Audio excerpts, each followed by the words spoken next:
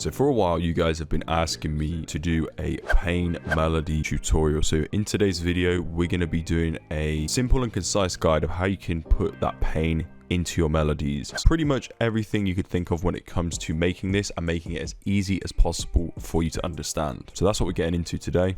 Let's jump into this one. All right, guys. So the first thing we're going to do here is lay down a piano melody, and I'm going to show you the chord progression we're using so you guys can get some context no matter what key you're working in.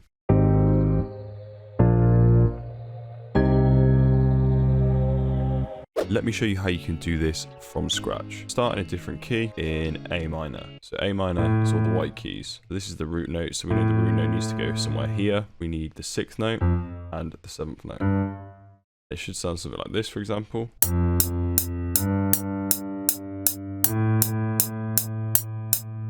Then all you got to do is just add triad chords. So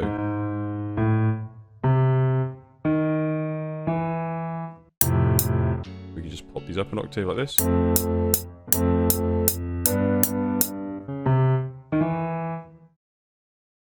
And then we've started to build the progression like this.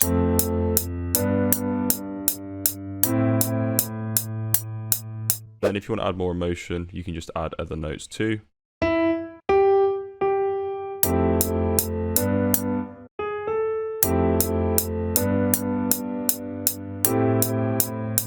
Then you can add your little melodies between it, like.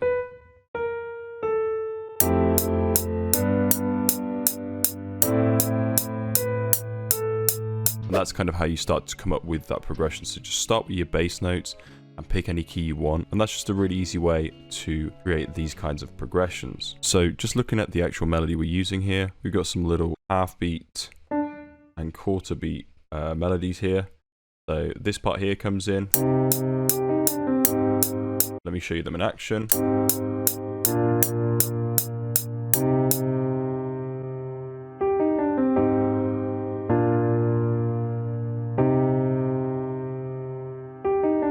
And that instantly kind of gets that pain and emotional undertone in your chords. After that, we came into Nexus 3, and I'm using this pad here called Ad Absurdum. This is what we came in with. It's literally the same chords without bass notes, and it sounds like this.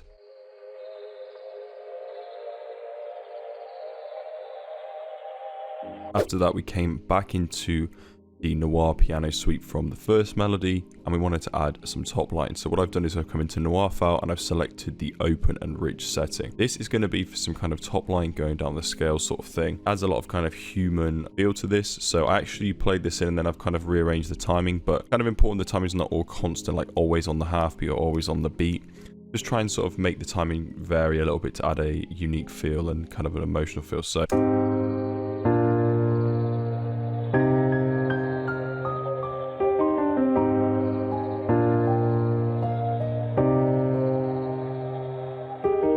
next, I wanted to come with something really kind of just complementary and simple, and these are these two root note chords here. As you can see, this variation in this one compared to this one.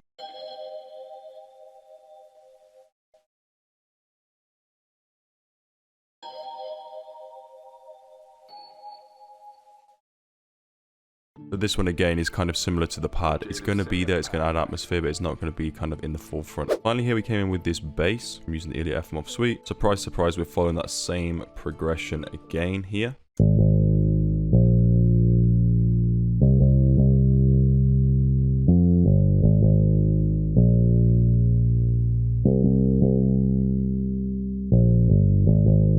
And as you notice again, end of the 4-bar section, we change it up a little bit.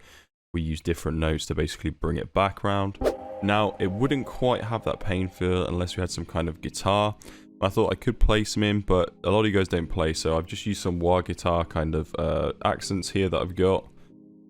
This one here from Tooting the Hitman's kit, which is in C, which is great. I just dragged it in. This one as well. So in combination with the full loop, it sounds something like this.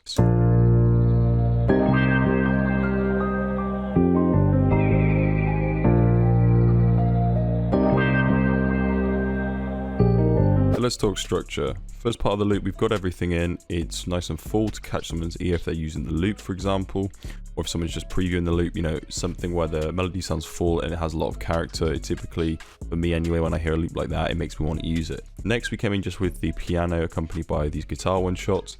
Then again, the piano with the Celeste bells. Then again, the piano with the Celeste bells and that atmosphere pad from Nexus. And then here we just did something a little bit interesting for the loop, which I'll show you.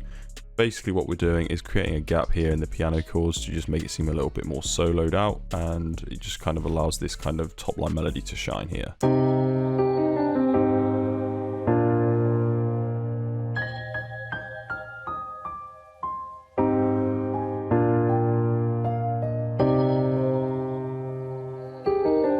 So yeah, that's pretty much the loop. So let's get into the drums and how they all kind of work together on this track. So here's how the drums sound on their own in terms of all the tracks, and then I'll break it down and explain how it sounds with the melodies.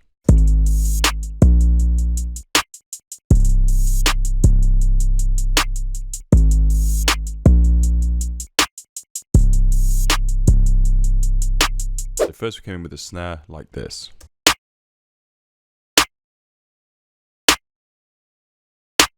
We added hi-hats like this.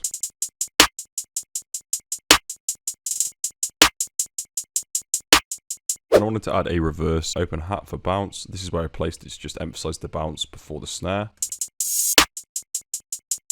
Snare goes here.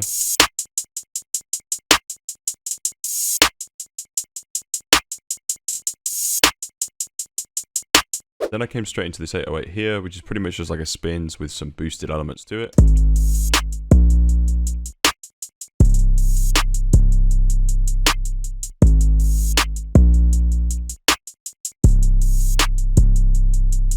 Finally, we just came in with a kick to complement this 808 pattern too.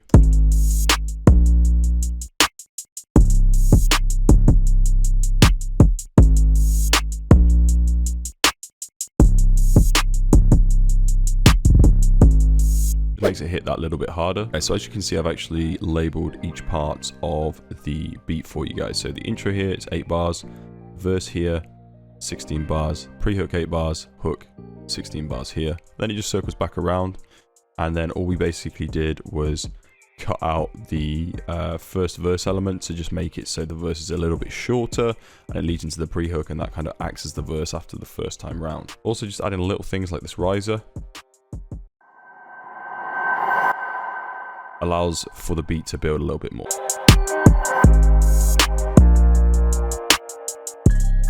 Hopefully now you understand how to add some more pain into your melodies. If you took some value from this video, please make sure you leave a like here, and also consider sticking around, becoming a part of the producer fam, and hit the subscribe button. If you guys wanted to support the channel further, please make sure you check the links in the description to all of our products for music production sounds. We got a load of cool drum kits on there with unique and go-to sounds, so you're never stuck for ideas when it comes to implementing them into your drums. Side note, also, I wanted to ask you guys, I've got a load of sounds designed. I've got a load of melodies. I've got a load of drum stuff, pretty much one-shots, midis, everything you can imagine. And I just want to know from you guys, what do you want from a producer product in 2023?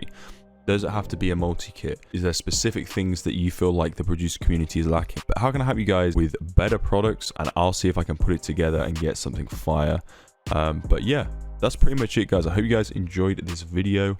Obviously, make sure you're already subscribed to the channel. Make sure you're liking all my videos, and you can check me out on Instagram at ProdByJlib, where I post placements, some music production tips, just me in the studio chilling.